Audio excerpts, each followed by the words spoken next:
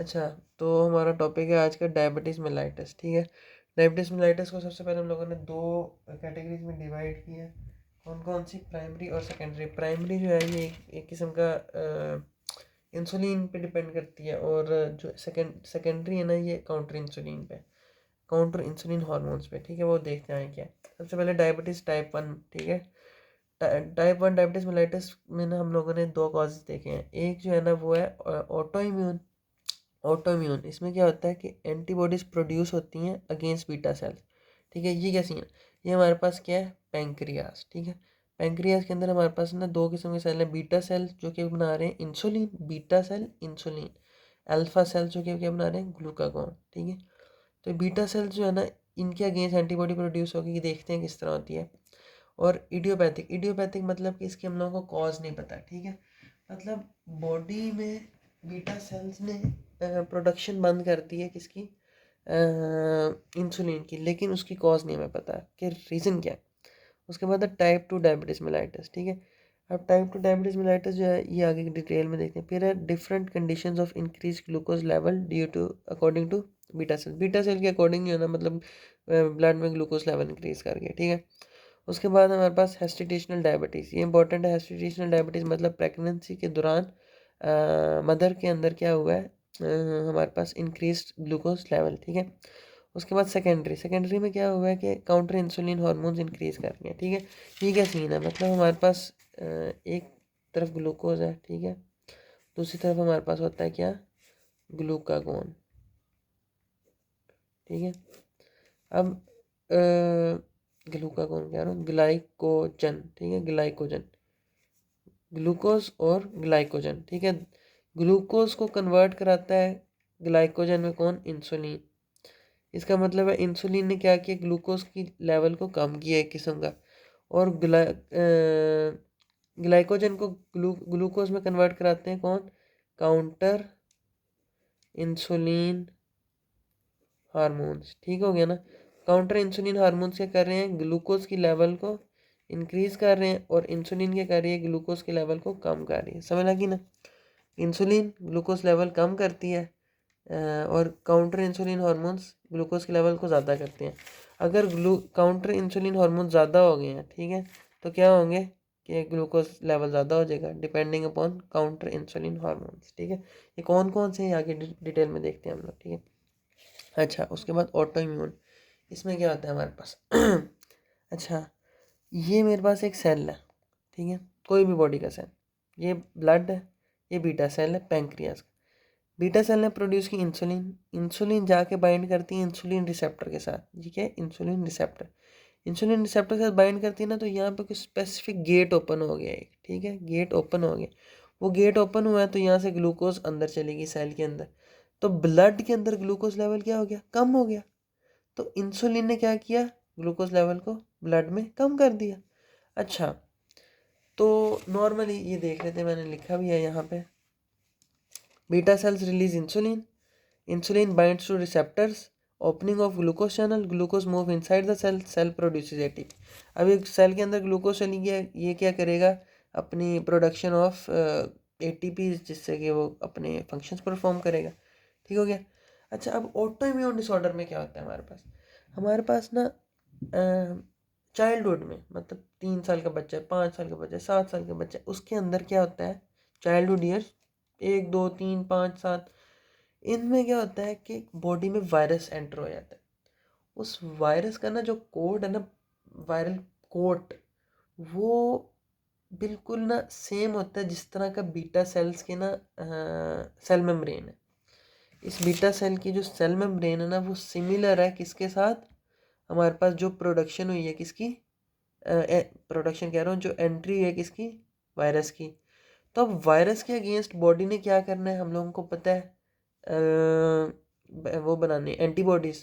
पता है ना हम लोगों को, हमारी बॉडी जो है वो क्या करेगी? इम्यूनिटी शो करेगी, और क्या बनाएगी? इम्यूनोग्लोबिन, जो कि क्या है? एंटीबॉडीज। तो अब बॉडी ने क्या किया? एंटीबॉडी बनाया। अब एंटीबॉडी ने जाके उस वायरस को मार दिया, ठीक है, लेकिन अब वो जो वायरस को मारने वाला एंटीबॉडी था, वो एक किस्म का बॉडी में आ गया। अब उसको उसने यहाँ पे समझो आ गया मेरे पास क्या? वो एंटीबॉडी। अब भी एंटीबॉडी ने उन वायरसेस को मार दिया, लेकिन जब ये आता है यहाँ पे बीटा सेल्स का स्ट्रक्चर देखते हैं, इसको लगता है कि ये वही वायरस है, तो इसको भी मार देता है।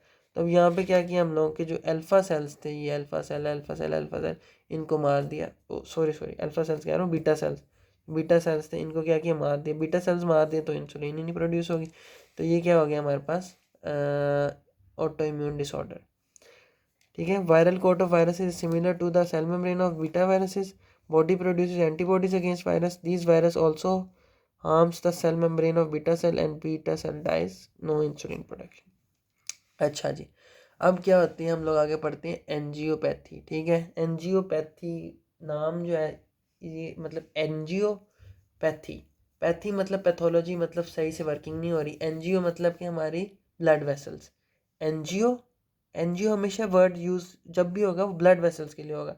एंजियोजेनेसिस, एनजीओ जो भी है मतलब वो क्या है, ब्लड वेसल्स। और पैथी मतलब पैथोलॉजी, मतलब नॉट वर्किंग प्रॉपरली। होता क्या है यहाँ पे, सबसे पहले हम लोग देखेंगे हमारे पास माइक्रो, ठीक है ना, माइक्रो एंजियोपैथी। उसमें क्या हुआ है, दो इसकी काजेज हैं, दो। ये ब्लड वेसल है, ब्लड वेसल्स में ये क्या एंडोथेलियम और नीचे क्या कोलेजन। ठीक है, अब होता क्या हमारे पास यहाँ पे कि ग्लूकोज जो है ना, यहाँ पे ग्लूकोज लेवल ज़्यादा है ब्लड में इस वक्त, क्योंकि इंसुलिन नहीं थी, तो यहाँ पे क्या हो गया, ग्लूकोज लेवल ज़्यादा। और ग्लूकोज जाके ना सेडिमेंट हो जाता है, मतलब डिपॉजिट हो जाता है इसके अंदर, इस कोलेजन में। और कोलेजन के स्ट्रक्चर को ये क्या कर देता है, डिसरप्ट कर देता है। इस वक्त कोलेजन का स्ट्रक्चर डिसरप्ट हो जाता है ना, तो क्या होता है कि ये प्रॉपरली वर्किंग नहीं कर पाता, वेजो कंस्ट्रिक्शन, वेजो डायलेशन प्रॉपरली नहीं हो पा रही। क्यों, क्योंकि कोलेजन में क्या डिपॉजिट हो गई है हमारे पास, ग्लूकोज। तो ये हमारे पास क्या हो गई है, दिस इज एंजियोपैथी। ठीक है, दिस इज एंजियोपैथी। ये क्या है, माइक्रो एंजियोपैथी है। आगे मैक्रो भी देखेंगे। ठीक है, एक और माइक्रो एंजियोपैथी की आगे टाइप देखते हैं हम लोग। ठीक है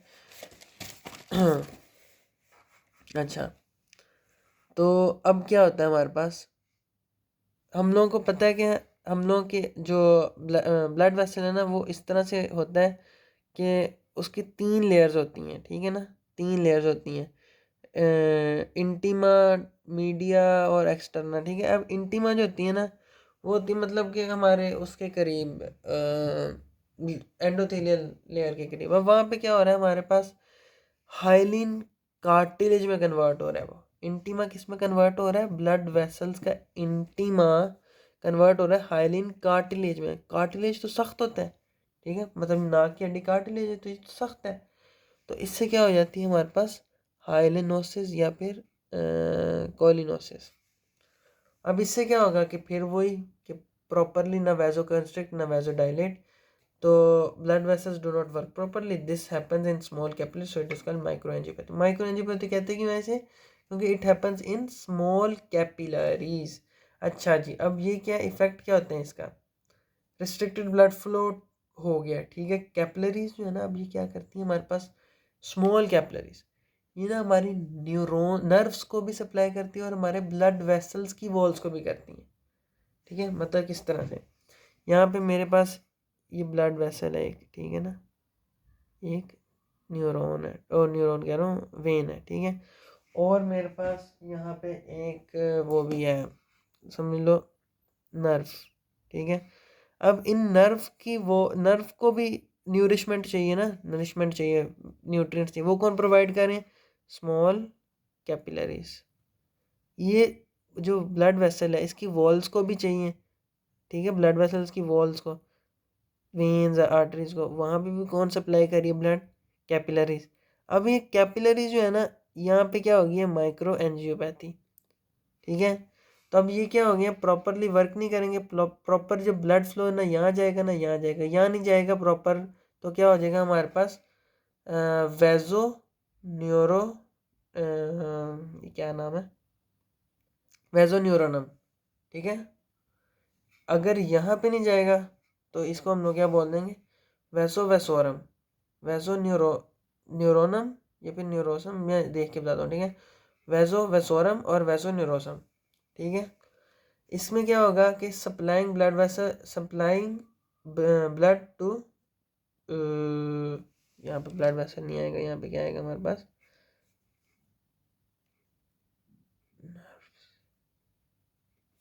नर्व्स को जो ब्लड सप्लाई करते हैं वो क्या है, वैसो न्यूरोनम। ठीक है, ये जो है ये क्या है, वैसो न्यूरोनम, और ये क्या है, वैसो वेसोरम। यहाँ पे क्या हो गया है, एंजियोपैथी। मतलब कि इनमें क्या होगी, एंजियोपैथी। ठीक है, इन कैपिलरीज में। अब इसकी वजह से ये भी इस वॉल को नहीं नरिशमेंट मिल रही इसकी, तो यहाँ पे भी क्या होगी, एंजियोपैथी। ठीक है, इसको भी हमने क्या होगी, एंजियोपैथी। उसके बाद यहाँ पे एंजियोपैथी है, तो यहाँ पे प्रॉपरली न्यूरिशमेंट नहीं मिल रही इस नर्व को, तो यहाँ पे क्या हो रही है हमारे पास, न्यूरोपैथी। ठीक हो गया। रिस्ट्रिक्टेड ब्लड फ्लो की वजह से, माइक्रो एंजियोपैथी की वजह से मेजर एंजियोपैथी भी होगी और न्यूरोपैथी भी होगी। ठीक है, एंजियो मतलब ब्लड वेसल, न्यूरो मतलब नर्व। अच्छा, उसके बाद हमारे पास देख लेते हैं क्या है। अच्छा जी, तो उसके बाद हमारे पास है इंसुलिन और काउंटर इंसुलिन हार्मोन, जो मैंने पीछे नाम है। काउंटर इंसुलिन हार्मोन्स कौन से हैं, ग्लूकागोन, थायरोक्सिन, एपिनेफ्रिन और एपिनेफ्रिन ग्रोथ हार्मोन और ग्लूकोकॉर्टिकॉइड्स। अच्छा, ब्लड लेवल जो है, ब्लड लेवल जो है, ये इंसुलिन क्या करती है ब्लड में, ग्लूकोज लेवल ब्लड में कम करती है, और काउंटर इंसुलिन हार्मोन्स क्या करते हैं, ज़्यादा करते हैं। ठीक है। अच्छा, जिस वक्त इंसुलिन, ठीक है, तो no uptake of glucose cell के अंदर, सेल में कोई ग्लूकोज नहीं जा रहा। अब ग्लूकोज तो चाहिए सेलुलर फंक्शंस के लिए, सेल में तो कोई ग्लूकोज नहीं जा रहा, तो क्या होगा कि सेल में जो डिफरेंट अदर मॉलिक्यूल्स पड़े हुए हैं, मतलब प्रोटीन्स हैं या फिर लिपिड्स हैं या फिर कुछ भी है, वो उससे हम लोग क्या कन्वर्ट करेंगे, ग्लूकोज में। ठीक है, किससे, ग्लूकोनियोजेनेसिस। इसका नाम ग्लूकोनियोजेनेसिस इसलिए होता है क्योंकि ये न्यू है, न्यू मतलब कि ये किसी कार्बोहाइड्रेट से नहीं ग्लूकोज मिल रही है हम लोगों को, किसी प्रोटीन या किसी लिपिड से मिल रही है, मतलब डिफरेंट डिफरेंट किसी मैक्रोमोलिक्यूल से मिल रही है, इसलिए क्या है, ग्लूकोनियोजेनेसिस, न्यू। ठीक है। अच्छा, ग्लूकोनियोजेनेसिस देख लेते हैं और उसके इफेक्ट्स देख लेते हैं क्या क्या होते हैं हमारी बॉडी पे। ठीक है।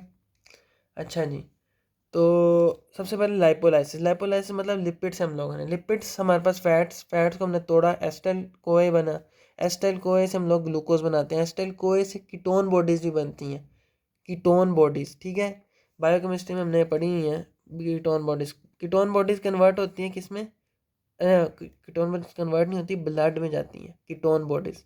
लिवर में बनी, ब्लड में गई, तो वहाँ पे क्या हो गया, ब्लड में कीटो एसिडोसिस, एसिडोसिस मतलब ये एसिडिक है, तो जिस वक्त ये ब्लड में जाएंगे तो ब्लड एसिडिक हो जाएगा, तो ये कीटो एसिडोसिस। और ये अगर बहुत ज़्यादा हो जाए तो उससे क्या हो सकता है, कीटो एसिडेमिक कोमा, कीटो एसिडेमिक कोमा। कीटो मतलब ये कीटोन बॉडीज, एसिड मतलब कि एसिडिक होती हैं, एसिडोसिस कराती हैं, और इमिक मतलब ब्लड, और इसकी वजह से क्या होता है, कोमा। उसके बाद फैटी एसिड में और कोलेस्ट्रॉल। कोलेस्ट्रॉल हम लोगों को पता है बहुत खतरनाक है। कोलेस्ट्रॉल हमारे ब्लड वेसल्स में अगर ये सब एंडोथीलियल लेयर में, सब एंडोथीलियल लेयर में, याद रखना, सब एंडोथीलियल लेयर में अगर ये डिपॉजिट हो जाए तो क्या कराता है, एथेरोस्क्लेरोसिस, एथेरोस्क्लेरोसिस करा दिया, तो अब इससे क्या हो सकती है, मैक्रो एंजियोपैथी। अब ये ब्लड वेसल जो है इसका काम करना बंद हो जाएगा, और ये क्या है, मैक्रो एंजियोपैथी। अच्छा, जिस वक्त मैक्रो एंजियोपैथी होगी है तो उस वक्त क्या होगा, एंजियोपैथी मतलब ब्लड नहीं प्रॉपरली जा रहा, ब्लड तो हमारे किसी मतलब यहाँ पे अगर एंजियोपैथी होगी है इस जगह, तो ब्लड हार्ट, वो ब्लड जो है ये हाथ के मसल्स को तो जाएगा ही नहीं। ठीक है, यहाँ पे क्या हो जाएगा, हाइपोक्सिया। हाइपोक्सिया पता है ना, डिक्रीज लेवल ऑफ ऑक्सीजन। अब ऑक्सीजन नहीं जा रहा इन मसल्स में तो हाइपोक्सिया होगा। अब जिस वक्त हाइपोक्सिया नहीं होगा तो मैं अगर इससे काम करा रहा हूँ तो यहाँ पे ऑक्सीजन तो है नहीं, जा नहीं रही। ठीक है, तो क्या किस तरह से यहाँ पे मेटाबॉलिज्म होगा, कौन सी रेस्पिरेशन, एनारोबिक। एनारोबिक रेस्पिरेशन से क्या बनता है, लैक्टिक एसिड। तो यहाँ पे क्या एक्यूमुलेशन होगा, लैक्टिक एसिड, वो किधर जाएगा, ब्लड में। तो ब्लड में क्या हो सकती है हमारे पास, लैक्टिक एसिडोसिस। ठीक है, दो चीज़ें पढ़नी हम लोगों ने, कीटो एसिडोसिस, लैक्टिक एसिडोसिस। ठीक हो गया। अच्छा, फिर हमारे पास एक और चीज़, प्रोटियोलाइसिस। प्रोटियोलाइसिस में क्या होता है हमारे पास, अब ये मेरे पास जी मसल्स हैं। ठीक है, मसल सेल्स, इनको क्या चाहिए, ग्लूकोज। ग्लूकोज तो जा नहीं रही इनके अंदर, इन सेल्स में, तो ये अपने प्रोटीन को तोड़ के प्रोटियोलाइसिस के ज़रिए उसको क्या कन्वर्ट करेंगे, ग्लूकोज में, ग्लूकोनियोजेनेसिस के थ्रू। स्केलेटल मसल्स भी करेंगे। अब ये अगर मेरे पूरी बॉडी के बाइसेप ट्राइसेप ये सब इस तरह करने लग जाए, अपने ही आप को तोड़ने लग जाएंगे प्रोटीन को, तो क्या हो जाएगा, मेरे बॉडी मास डिक्रीज हो जाएगा। ठीक हो गया। अच्छा जी, उसके बाद हमारे पास क्या है, टाइप 2। टाइप 1 पढ़ ली सारी हम लोगों ने, उसके इफ़ेक्ट्स क्या क्या पढ़े हम लोगों ने, macro angiopathy, micro angiopathy, neuropathy, उसके बाद लैक्टिक एसिडोसिस, कीटो एसिडिक कोमा, एसिडेमिक कोमा, ठीक है, हाइलिनोसिस, ये सारी पीछे पढ़नी हम लोगों ने। ठीक हो गया। उसके बाद टाइप 2। अच्छा, इसमें क्या हो रहा है कि हमारे पास इंसुलिन प्रेजेंट है लेकिन उसकी प्रॉपर अपटेक नहीं हो रही, अपटेक बाय द ग्लूकोज नहीं हो रही। अच्छा, उसके हमारे पास अब देखते हैं कि क्या कॉजेज़ हैं। सबसे पहली कॉज है पैंक्रियाटिक। पैंक्रियाटिक में क्या होता है हमारे पास ना, जो मैंने ये पहले बताया कि पैंक्रियाज है, ये मेरे पास पैंक्रियाज। अभी जो पैंक्रियाज है ना, इसके अंदर हमारे पास ये जो सेल्स हैं, डक्टाइल सेल्स और एसिनिक सेल्स, ये क्या प्रोड्यूस करते हैं, मतलब प्रोटीलाइटिक इंजाइम्स, लाइपोलाइटिक इंजाइम्स, जो कि क्या करवाते हैं हमारे पास, डाइजेशन ऑफ प्रोटीन्स और लिपिड। तो अगर ये यहाँ पे इसी मतलब इधर ही रिलीज हो गए, इधर ही एक्टिव हो गए हैं, ठीक है, यहाँ पे इनएक्टिव रिलीज होते हैं, इधर ही एक्टिव हो गए, पेंक्रियाज की डाइजेशन कराने लग पड़े, तो बीटा सेल्स भी डाइजेस्ट हो जाएंगे। तो बीटा सेल्स डाइजेस्ट हो गए तो इंसुलिन ही नहीं प्रोड्यूस होगी, इंसुलिन नहीं प्रोड्यूस होगी तो हमें क्या हो जाएगा, टाइप 2 जो क्या, डायबिटिक मेलाइटिस, पैंक्रियाटिक। अब दूसरी है हमारे पास एक्स्ट्रा पैंक्रियाटिक, इसमें पैंक्रियाज नहीं अवेलेबल इन्वॉल्व, और चीज़ें इन्वॉल्व हैं, वो देखते हैं क्या है। अच्छा, insulin proteolysis, insulin is protein, ठीक है, हम लोगों को पता है।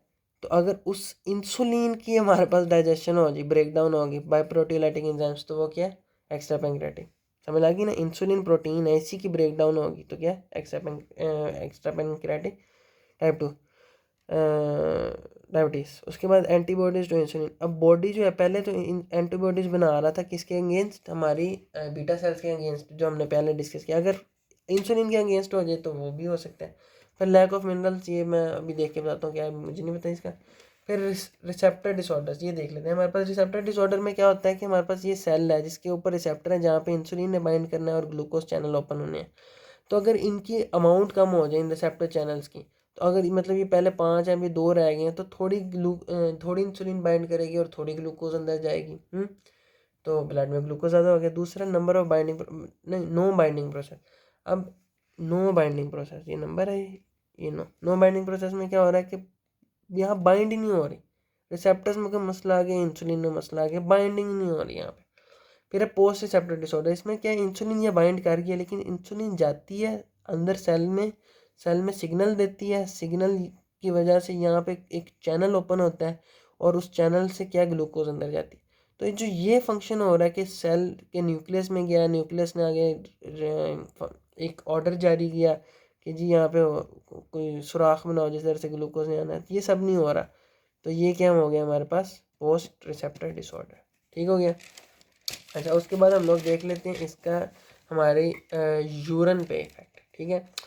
अच्छा, यूरन पे क्या इफेक्ट होता है हम लोगों का, ये हमारे क्या है, किडनी में नेफ्रॉन। ठीक है।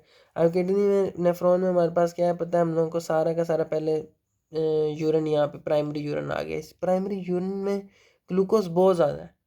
अब हम लोगों ने पढ़ा हुआ है कि ग्लूकोज सारी की सारी हम लोग क्या करते हैं, रीअब्जॉर्ब ब्लड के अंदर वापस, यहाँ पे पहले आ जाती है लेकिन फिर यहाँ से वापस ले जाते हैं ब्लड में। तो यहाँ पे अगर बहुत ज़्यादा ग्लूकोज आ गई, यहाँ पे SGLT और ब्लड ट्रांसपोर्टर्स हैं जो कि इधर से लेके इधर वापस दे रहे हैं ब्लड में। ये काम तो 100% कर रहे हैं लेकिन ग्लूकोज इतनी ज़्यादा थी कि वो यहाँ से यहाँ सारी लेके नहीं जा सके। तो ग्लूकोज अब यहाँ पे भी चली गई, यहाँ पे बहुत ज़्यादा है इस प्राइमरी यूरन के अंदर। ठीक है। तो अब क्या होगा कि जहाँ पे ग्लूकोज ज़्यादा है तो ग्लूकोज किसको एब्जॉर्ब करेगी अपने साथ, पानी को।